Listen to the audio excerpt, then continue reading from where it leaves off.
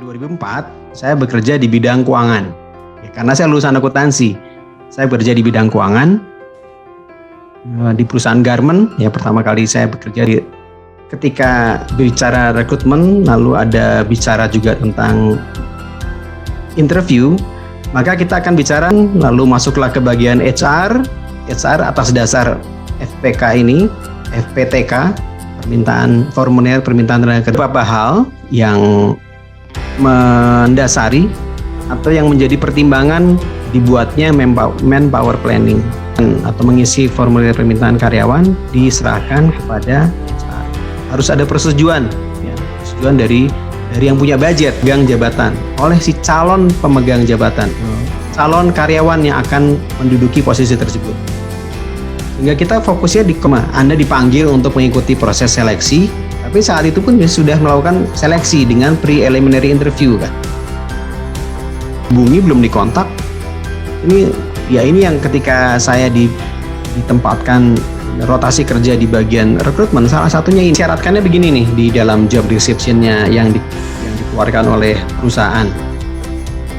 Level kompetisinya ternyata sangat tinggi. Jadi di sini lebih dalam, bukan sekedar kita akan bahas ya, bukan sekedar pertanyaan biasa, karena ini pertanyaan mau diukur skillnya, knowledge-nya, attitude-nya. Jadi Bapak Ibu, BI ini psikologi, mungkin dia orang manajemen, mungkin orang hukum.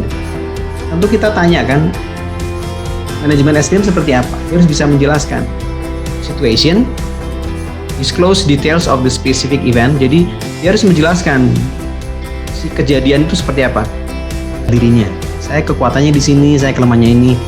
Kan gini juga ketika mereka datang, si kandidat datang kan ada formulir isian CV, lalu duduk, lalu mulai menanyakan tanpa persiapan. Nah, proses BI ini tidak melihat perilaku dia, behavior dia, sehingga ketika nanti terjadi masalah dia kebingungan ya. Ketika sudah real kerjaan, ada yang bilang sertifikat atau ijazah itu hanya bukti bahwa orang tuh pernah sekolah, pernah ikut kursus. Yang harus kita gali apakah dia kursus itu work. Dari pengalaman Anda sebagai ketua atau anggota tim, jadi teamwork ini kan bisa juga si kandidat nalar.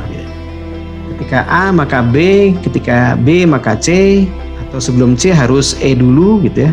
Jadi kan berpikir BI ini kan enaknya adalah bukan BI saja. Setiap interview itu memang sebaiknya dilakukannya offline.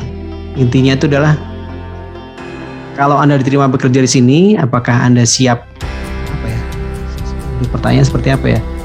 Pak Johar yang karena dia sertifikasi dia lebih menguasai, saya cuman membaca saja. Jadi artinya gini, saya sebelum memberikan ini orang ini emosian gitu. Ketika interview kan nggak muncul orang ini emosian atau tidak. Orang ini ternyata form persetujuan kandidat oleh atasan. Ini maksudnya gimana Bu ya? Bu Tika bisa dijelaskan form persetujuan kandidat itu form apa? Oke. Saya akan ngasih sampel berkaitan dengan bahwa ini 4 orang yang mau masuk berebutan. Lalu dibuatlah seperti ini. Ini pasti ada petugas yang memberitahu. Tapi lama-lama mereka akan begini. Sekarang ini perilaku kerja itu tidak ada istilah perilaku jelek, karena semuanya sudah ada di orang tersebut. Nah, grafik ketika saya di bawah tekanan, sifat asli saya muncul apa? Perilaku yang muncul saya yang asli adalah apa? Saya adalah orang yang semakin silakan Bapak Ibu buka. Ini file yang sudah saya kirim ini. Sebenarnya ini di materi ini sudah saya kirim pernyataan yang ada. Betul. Mana yang paling mirip atau sesuai dengan Anda, mana yang tidak. Direct, orangnya langsung, orangnya to the point. Tidak suka data, suka gambaran yang besar. Ketika terjadi PDI Perjuangan, beliau memimpin sampai saat ini sebagai orang dominance. Bagaimana cara berkomunikasi dengan orang dominance? Ya ini, to the point aja, nggak boleh basa-basi. Jadi pilot itu bukan orang D, bukan orang I, tapi orang S. Tenangan, tidak panik, betul. Supaya orang itu tertarik sama dia, supaya beli sama dia nih, orang influence. ketika hadapi komplain customer, ya, level apa namanya, jabatannya.